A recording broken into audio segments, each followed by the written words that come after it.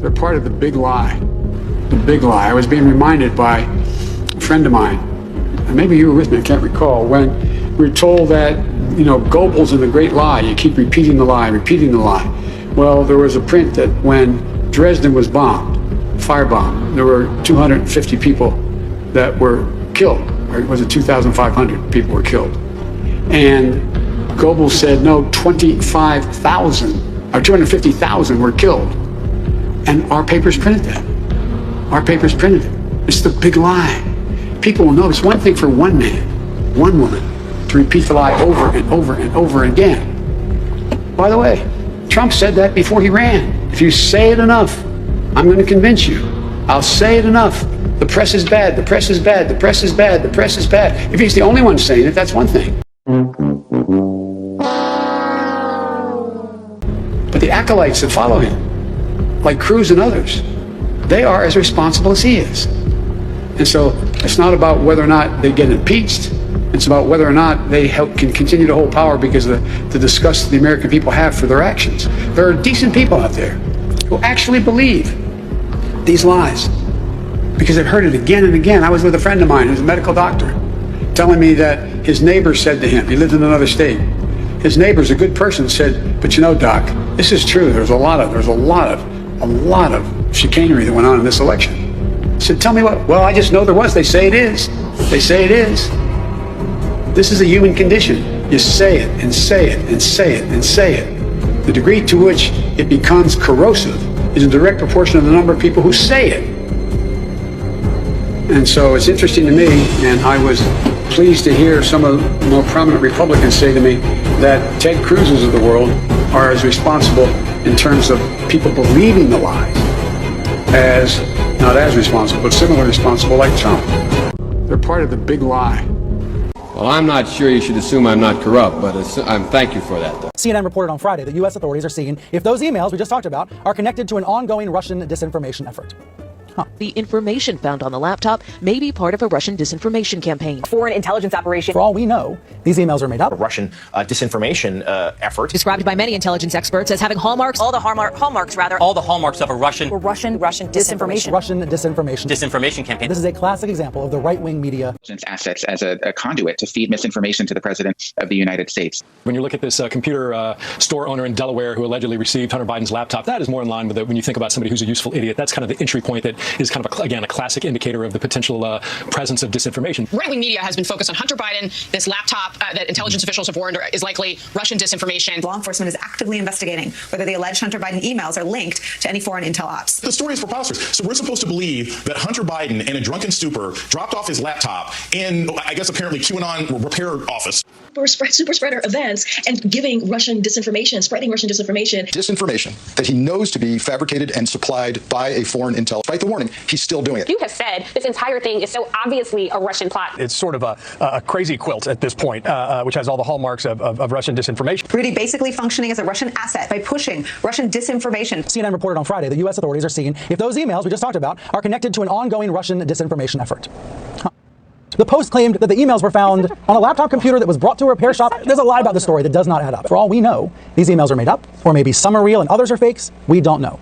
But we do know that this is a classic example of the right-wing media machine. Secretary, who's Nina Jankowicz? She is the executive director of the Disinformation Governance. And is this the same individual who said the dossier was real and the Hunter Biden laptop story was false? Is that the individual who's now running the Disinformation Governance Board? I'm not familiar with those statements. Been reported widely. Russian intelligence. This walks like Russian intelligence. This talks like Russian intelligence. This effort by Rudy Giuliani and the New York Post and Steve Bannon to cook up supposed dirt on Joe Biden looks like a classic Russian playbook disinformation campaign. Ooh, you lied, Jeremy Bash. You lied. You knew it was a lie when you said it. There was zero evidence of that. And you and a bunch of other creeps in the intel community, having spent decades trying to subvert foreign elections, tried to subvert ours. And it looks like you did.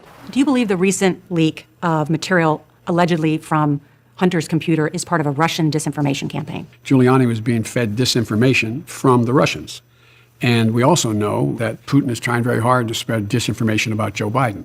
And so when you put the combination of Russia, Giuliani, the president together, it's just what it is. It's a smear campaign. My son has not made money in terms of this thing about, what are you talking about, China? On May 13th, 2017, I received an email concerning allocation of equity, which says 10% held by H for the big guy. In that email, there's no question that H stands for Hunter, big guy for his father? Joe Biden.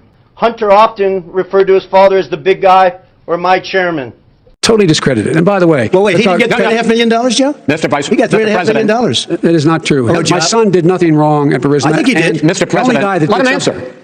He doesn't want to let me answer because he knows I have the truth. His position has been totally, thoroughly discredited. By who? And you're The correct. media. Incriminating evidence allegedly found on a laptop belonging to Biden. Some sort of Russian disinformation campaign.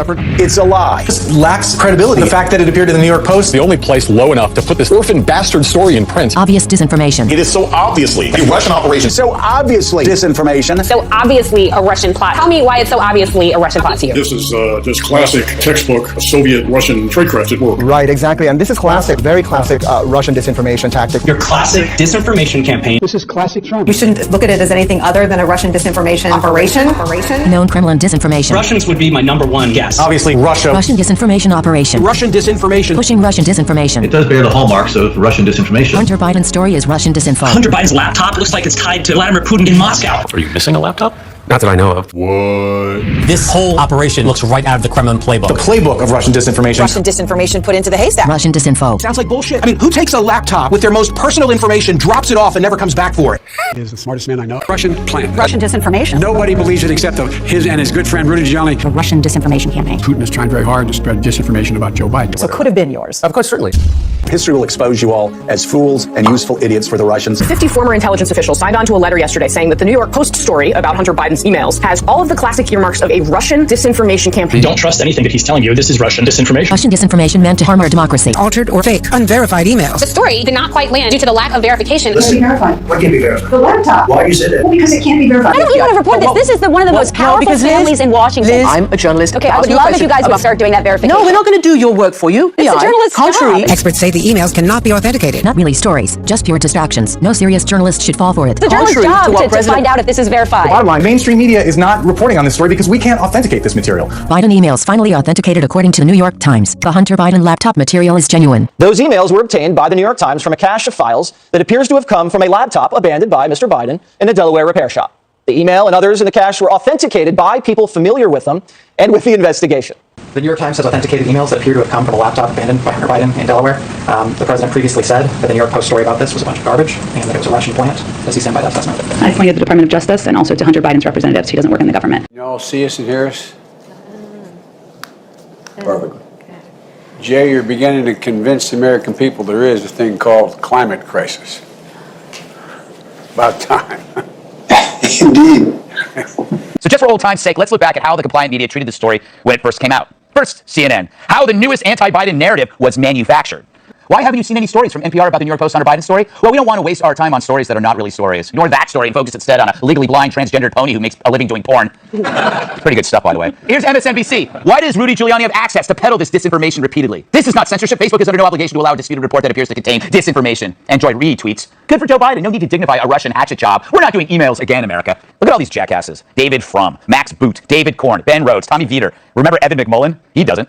The list of dolts goes on and on. Foreign interference in our elections. Of course, the irony is the laptop showed that foreign companies and governments had been paying the Biden family in exchange for changing U.S. policy toward those countries, selling out our nation for cash. Well, I'm not sure you should assume I'm not corrupt, but thank you for that, though. The sharing of biased and false news has become all too common on social media. More alarming, some media outlets publish these same fake stories without checking facts first. The sharing of biased and False news has become all too common on social media. More alarming, some media outlets publish these same things that are true without checking facts first. Unfortunately, some members of the media use their platforms to push their own personal bias and agenda to control exactly what people think. And this is extremely dangerous to our democracy. This is extremely dangerous to our democracy. This is extremely dangerous to our democracy. This is extremely dangerous to our democracy. This is extremely dangerous to our democracy. This is extremely dangerous to our democracy. This is extremely dangerous to our democracy.